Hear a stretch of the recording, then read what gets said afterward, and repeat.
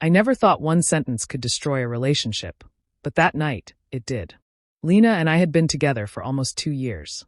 Things weren't perfect, but I thought we had something solid. We laughed a lot, made plans for the future, even talked about marriage. But I should have paid more attention to the warning signs. The way she still followed her ex on social media, how his name would slip into conversations, those rare moments when she compared small things I did to him. I ignored it. Until that night. It started over something trivial, the way most big fights do. We were arguing about our weekend plans. She wanted to go to a party with her friends, and I preferred a quiet night in. Nothing serious, just different preferences. But then she scoffed and said, Jake would have never been this boring. He always knew how to have a good time. Jake. Her ex. My body went cold. At first, I wasn't sure I'd heard her right. But the look on her face, the way she raised her chin as if daring me to react, told me she meant it. That wasn't a slip-up. That was a weapon. I let out a slow breath, trying to keep the storm inside me from breaking loose. What did you just say? She rolled her eyes, crossing her arms.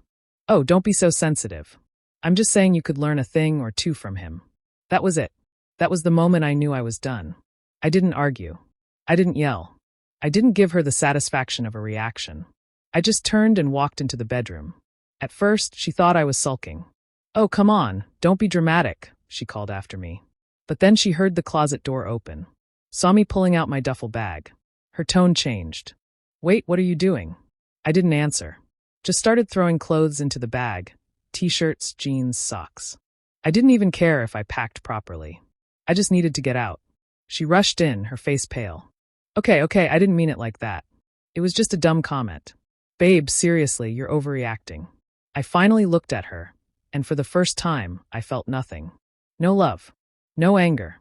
Just emptiness. You should have thought about that before you said it. Her eyes widened. You're not seriously leaving over this. I zipped up the bag. Watch me. She grabbed my arm. Come on, don't be ridiculous. You're not actually leaving. I shook her off. You don't get it, do you? It's not just what you said. It's what it means. Her lip trembled. What does it mean? I slung the bag over my shoulder. It means I was just a replacement. That hit her hard. I saw it in her eyes, the realization, the guilt, the fear. Wait, where are you going? Her voice cracked. I didn't answer. I grabbed my keys and walked to the door. She followed. Babe, please. I didn't mean it. I love you. I paused for just a second. Then I said the last words I would ever say to her. Then you should have respected me. And with that, I walked out. I didn't go to a friend's place.